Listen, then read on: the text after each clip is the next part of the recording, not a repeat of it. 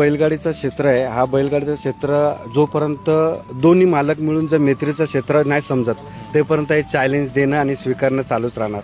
याला कोणीच नाही बंदी करू शकत. कारण की बघा, सोशल मीडिया आहे. सोशल मीडियावरती कोणी माईक घेणार, कोणी काही बडबड करणार, काय नाही. जोपर्यंत आपण स्वतःहून या बैलगाडीला शिस्त लावणार नाही आणि आपण मालक म्हणून काय त्याला वळण लावणार, तोपर्यंत हे क्षेत्र असंच चालू राहणार. बरं, भोंगा आणि मथुर कधी एकत्र पळताना दिसेल? 100%.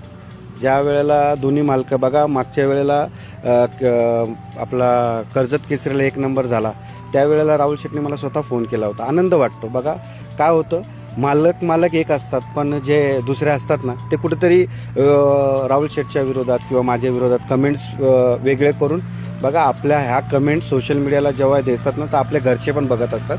घरचे आता मी माझंच उदाहरण सांगतो. माझ्या घरातल्या फॅमिलीने माझी स्क्रीनशॉट काढून ठेवलं होतं.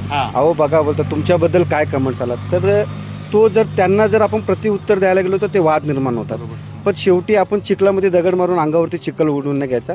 आपण त्यांच्याकडे लक्ष द्यायचं नाही. आपण मालक एक आहेत ना, ते कमेंट्स करणाऱ्यांचं कामच आहे.